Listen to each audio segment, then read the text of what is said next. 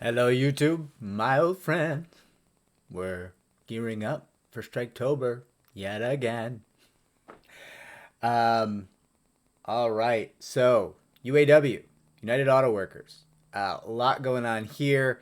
As I record this, it is 9:50 a.m. on September the 14th, and we are waiting to find out if the United Auto Workers will be going on strike.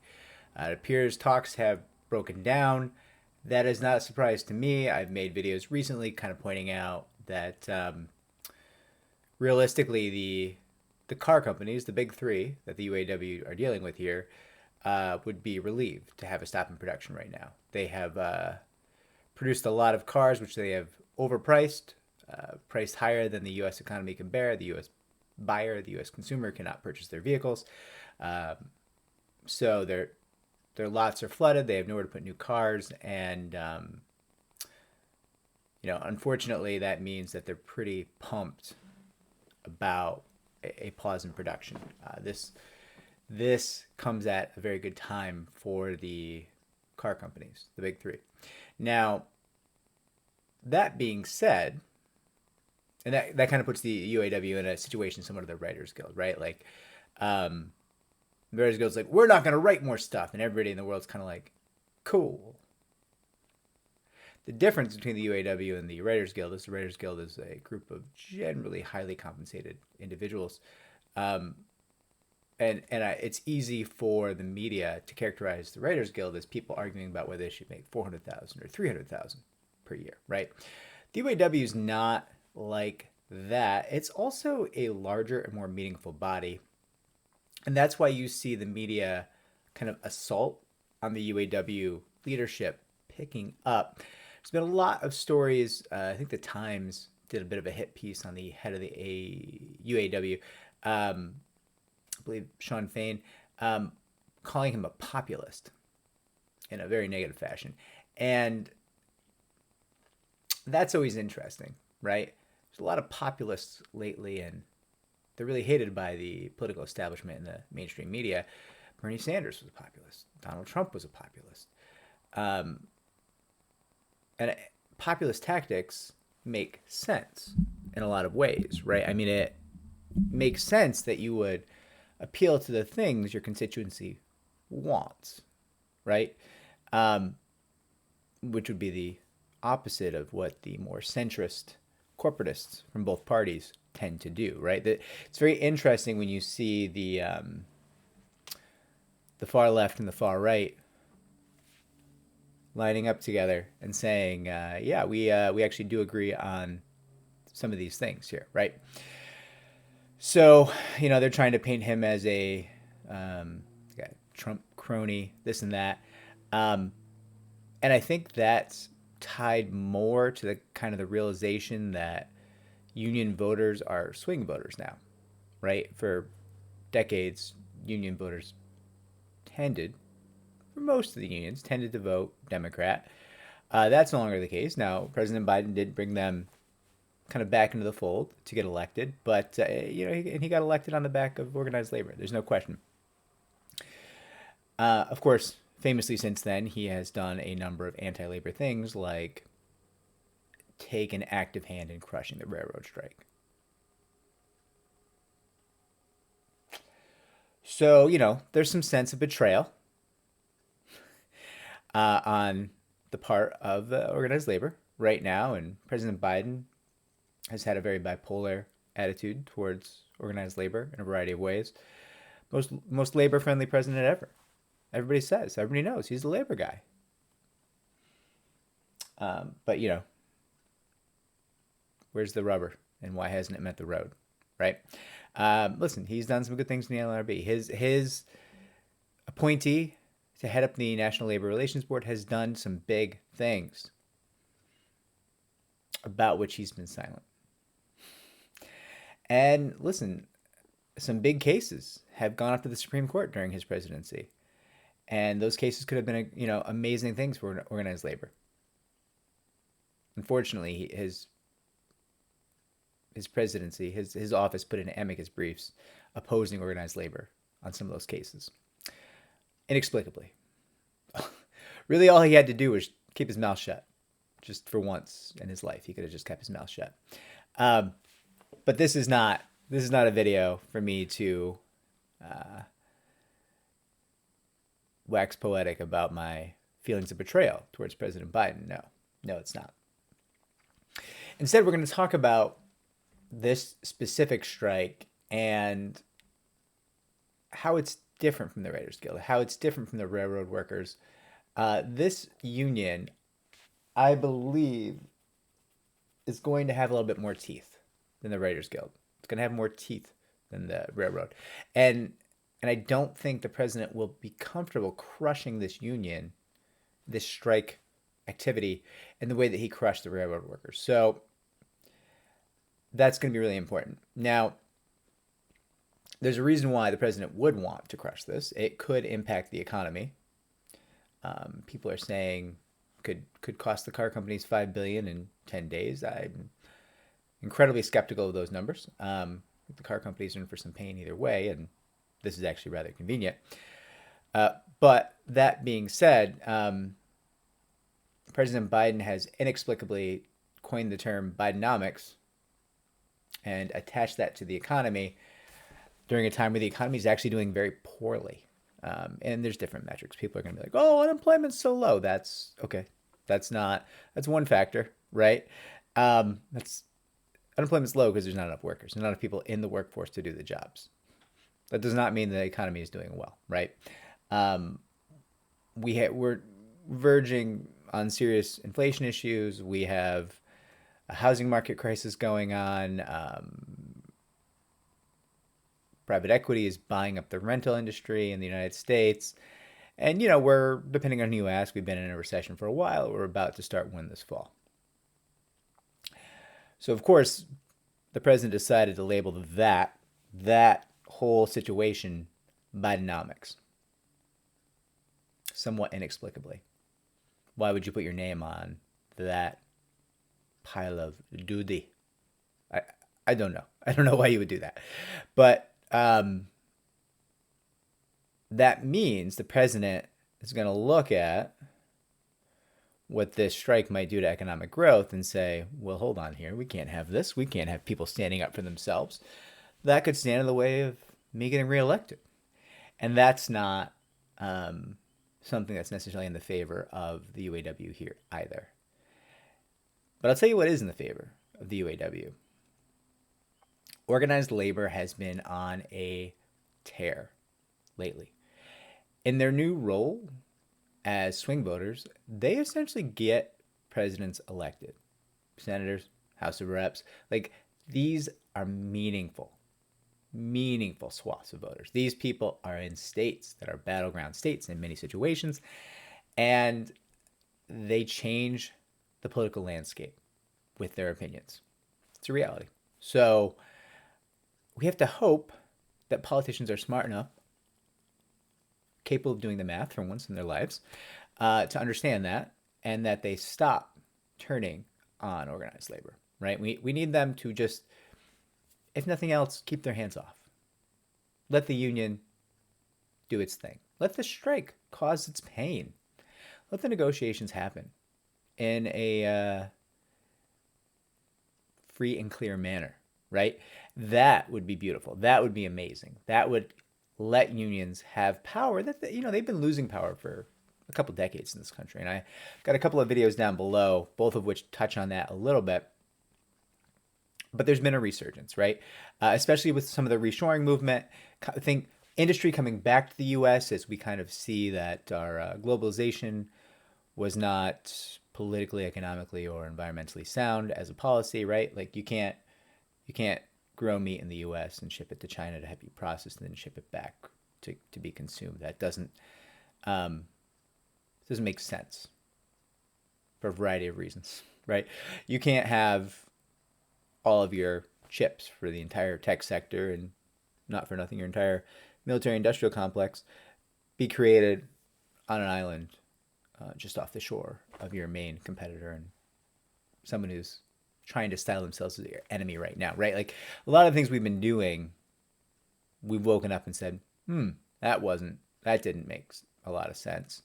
And And so, reshoring is happening because things are coming back. And yes, a lot of industry is coming back to North America and going straight to Mexico, but not all of it. Industry is also coming back to the United States. And we don't have enough workers. That's an issue. It's an issue for the reshoring movement, but it's not an issue for organized labor. It's actually a source of power for organized labor, right? This gives them power. Listen, are there going to be scabs? Are there going to be people who cross the picket line? Sure. Yeah. That's going to be more meaningful for the Writers Guild than the actors strikes. There's a lot of people who want their shot at fame and they're happy to jump in there. But there's not as many people who would cross the picket line for a shot at working in a car plant. There's some, but with unemployment as low as it is, there's not as many as you might think. And if this union, if the UAW can hold out, I think realistically they could easily obtain some things they're looking for, right? I mean, listen, the reporting on what they're asking for has not been great. At the end of the day, listen, they're trying to push it as a 1/3 pay increase. That's how people are reporting it. It's not that simple. The asks here are pretty reasonable given the amount of stock buybacks that these companies have engaged in recently, right? They have had record profits with very little of those profits being channeled into their workforce, right? And they've done massive stock buybacks. Billions of dollars of stock buybacks, which, I get it. You want to treat the shareholders well. The shareholders technically own the company, but also keeping your workforce going and investing in your workforce is also good for the shareholders in the long run. So I don't know, the argument that, we can't pay these workers because, the buybacks have to happen. I don't know about that. You're going to shut down the whole company? What's that going to do, share price? I've got questions there.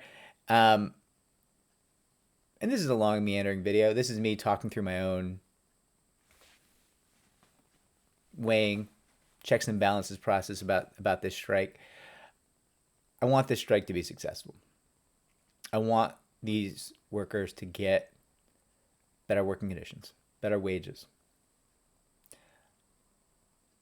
I want politicians to recognize organized labor. And when I say politicians, I mean both sides, right? I don't even view it as full. I view the political system as almost like 5 sides at this point, right? There's corporate Democrats, corporate Republicans, there's progressives, there's something called the Freedom Caucus over here, and then there's like some mixture of like Greens and Libertarians that like have little refugee camps because no one will talk to them and they just try to like white knuckle it to get through the day, right? And most of those 5 groups don't give a fuck about these organized labor issues. They just don't care. They won't listen to them. They don't seem to pay attention. And they need to. They need to for the good of the country because we need to keep growing. We need industry, and industry requires a skilled workforce, right? They also need to for their own personal interests. Again, these are swing voters. These are people who are capable of knowing what is good for them and watch you, the politician, do things that are bad for them and say, I don't think I like that. I don't think that's a good person. I don't want that person to be in charge anymore. And that's different than it has been, right? There's been listen, the Clintons, NAFTA, right? You want to break some union power. That North Atlantic Free Trade Agreement, it's almost like it's designed to do that. Slick Willie really pulled some shit there. And everybody do. I mean, that those talks, those negotiations were being protested actively. Like, police with batons and tear gas were breaking up those protests because people knew what they were up to. But it wasn't really reported on in the way that it needed to be reported on. And so much harm was done. And I think that's a little different now. As the media has been decentralized, you're going to see people choosing news sources that talk about the things that matter to them, right? Let's face it. A lot of the mainstream media is merely propaganda. I'm not even going to start naming networks or anything like that, but a lot of it is just nonsense. You have the president's office issuing a letter today asking the mainstream media to say mean things about one political party. That's a strange thing. That was always unsaid. There was like backroom discussions of that. That's what media is. But having it in an official letter,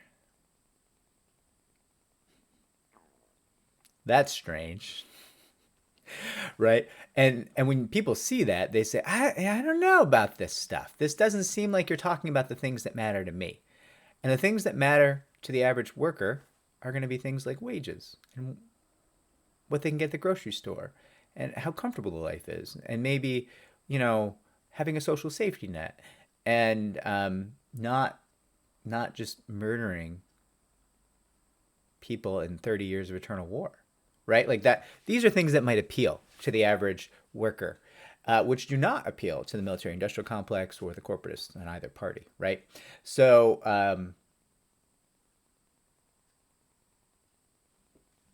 I don't want to oversell the UAW strike, but I do view this as a touchstone moment, a cultural touchstone, a political touchstone. Like this moment, people will not realize, whatever happens in this whole situation, it'll be in history books as a footnote. But I would argue it should be in history books as a chapter. It should be in history books as a shift point for this nation. Are we bringing industry back? Are we going to invest in the skilled workforce? Is this country going to have a middle class, right? What will the future look like? Do voters matter? Or do we just have war? Like we've been in internal war since I was a senior in high school. We've been at war. People are like, well, Vince, we're not currently at war now. Yeah, we kind of are. We just spent a couple $1 trillion on a war with a war in Europe, right? The war never ended. They can't let the war end because then it would be harder to funnel money out of the government, out of the tax base, into the pockets of the military industrial complex, right? So I guess what I'm saying is, in this long and rambling video, this really matters.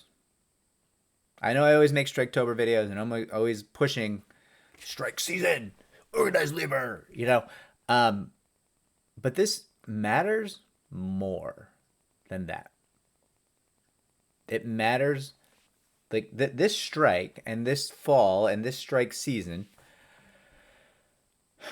could shift the direction of our nation as a whole. And that is both terrifying and exciting. And in many ways, this strike could be more meaningful than an election.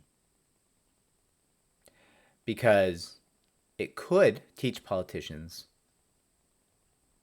We could watch politicians actually learn that they have to do things for the people who vote for them. They have to make decisions that are good for the citizens, right? And right now, it's pretty clear, over the course of my adult life, that nobody thought that. Nobody who got elected thought that. You can see it in how they talk about populists. Oh, this asshole is appealing to these dregs of society. Yeah? Okay. Say it out loud. Thank you for letting us know how you feel, right? When you deride populism, what you're really saying is, don't give the poor things, right? That's what they're saying. Let's hear it for what it is, And I'm not excited about the tension created by populism in our country. That's some scary stuff in a variety of ways. But at some point, we need to stop and be like, listen, these political elites, they have very different interests. Very different interests than what the people would like to see happen. And maybe maybe through the power of organized labor and that sense that unions are now swing voters and can change their political leanings based on what you do for them and how you treat them and how you run this country, maybe all these political groups will say, oh, I guess I got to do some good things for the people, right? I don't know. Maybe I'm being a little overly. Maybe I'm dreaming, but I think the strike really matters. Got some videos about the strike down below. We're all waiting with bated breath. By the time you see this video, we're going to find out if the strike happened or not. So that's a major disadvantage. But keep an eye on it. It really matters.